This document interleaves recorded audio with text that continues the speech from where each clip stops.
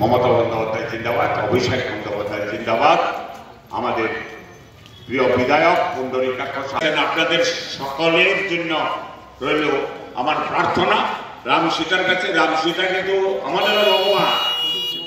আমার প্রত্যেক পরিবারের সদস্য, কারণ আমরা পশ্চিমবঙ্গে একটি পরিবার, তাই বলবো পরিবারের প্রত্যেক সদস্যকে আমার নতমস্তকে প্রণাম, শুভেচ্ছা, ভালোবাসা এবং প্রত্যেক নেতৃত্ব তৃণমূল কংগ্রেসে যারা যারা রয়েছেন, রাজদীপদা থেকে শুরু করে বিরোধীদের চেয়ারটা, বিরোধীদের মঞ্চটা, বিরোধীদের ভাবনাটা, সেটাও কেঁপে ওঠে। জয় বাংলা, জয় বাংলা। বিজেপি শক্তি, সন্ত্রাসী শক্তি, কেন্দ্রীয় শক্তি, সিপিএম শক্তি, যে কোনো বিরোধী শক্তি যদি আপনাদেরকে বোঝাতে আসে যে রাম আমাদের একমাত্র আরাধ্য দেবতা, তাকে আপনার নিজের ঘরের সিংহাসনটা দেখিয়ে বলবে যে আমি অবশ্যই 1000 বার রামের নাম নেব, কিন্তু রামকে নিয়ে আমি ভোটের হাতিয়ার, নির্বাচনের হাতিয়ার তৈরি করব না। আমি 1000 বার রামের নাম নেব, কিন্তু তার সঙ্গে সঙ্গে আমার সিংহাসনে মা কালী থাকেন, আমার সিংহাসনে শ্রীকৃষ্ণ থাকেন, আমার সিংহাসনে চৈতন্য মহাপ্রভু থাকেন, জগন্নাথ দেব থাকেন, বলরাম থাকেন, সুভদ্রা থাকেন, মা লক্ষ্মী থাকেন, গণেশ থাকেন। এবং সেটাই স্বাভাবিক। রাম যখন যুদ্ধে গিয়েছিলেন, যোদ্ধারাম যখন যুদ্ধে গিয়েছিলেন, তখন তার কাছে অট্টালিকা ছিল না, তার কাছে প্রাসাদ ছিল না, কারণ তিনি বনবাসে ছিলেন।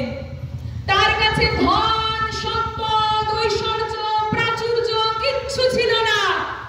তার কাছে যেটা ছিল সেটা হলো আপনাদের মতো প্রত্যেক মানুষের জনবল, প্রত্যেক মানুষের বিশ্বাস, প্রত্যেক মানুষের সত্য, প্রত্যেক মানুষের ধৈর্য, প্রত্যেক মানুষের ন্যায়। আর রাবণ যখন রামের বিরুদ্ধে যুদ্ধ ঘোষণা করেছিলেন, তখন তার স্নেহধন্য প্রার্থী মুকুটমণি অধিকারী, বিশ্বাস করুন অনেকে অনেক প্রশ্ন করবে, অনেকে বলবে, অনেকে দেওয়ালে বড় বড় করে লিখে রেখেছে দল বদলু, অনেকে লিখেছে আগে তো বিজেপিতেই ছিল। আমার মনে হয় মুকুটমণি অধিকারী সম্মানীয় প্রার্থী, তিনি বুঝতে পেরেছেন আসলে বিজেপি দলের মতো দুমুখ দল আর একটাও হয় না। বিজেপি দলের মতো ধর্ম নিয়ে রাজনীতি করার দল আর একটাও হয় না। বিজেপি দলের মতো অত্যাচারকে সায় দেওয়া, অত্যাচার অন্যায়কে সায় দেওয়ার মতো দল আর একটাও হয় না। তাই তাকে কুর্নিশ জানাই, মুকুটমণি অধিকারীকে কুর্নিশ জানাই, যিনি মমতা বন্দ্যোপাধ্যায়ের সত্যের পথটা ধরেছেন, মমতা বন্দ্যোপাধ্যায়ের ন্যায়ের পথটা ধরেছেন। আর বিশ্বাস করুন, যে মানুষ নিজে ন্যায় এবং সত্যের পথ বেছে নিতে পারে, সে আপনাদের প্রত্যেকের ভবিষ্যৎকে সুনিশ্চিত করবে। এটা আমার দৃঢ় বিশ্বাস, এটা আমার দৃঢ় চেতনা। তাই সবুজ আবির কিনে ইতিমধ্যে আপনারা বিজয় উৎসব শুরু করে দিন।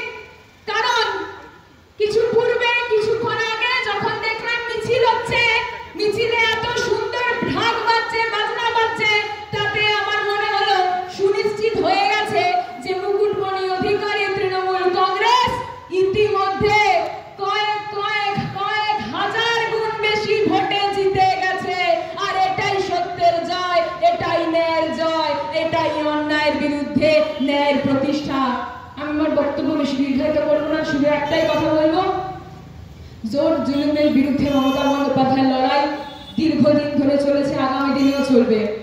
শুধু আমি যে বিশ্ববিদ্যালয়ে পড়া শেষ করার আগে বলবো, আমরা আজকে যারা এই মিটিং এ উপস্থিত রয়েছি এবং যতদূর পর্যন্ত আমার এই মাইক্রোফোনের আওয়াজ যাচ্ছে, প্রত্যেকের কর্তব্য এটা নিজের ভোটের অধিকারটা প্রয়োগ করা। বিশ্বাস করুন আমি কাউকে জোর করবো না, জোড়া ফুলের ভোটটা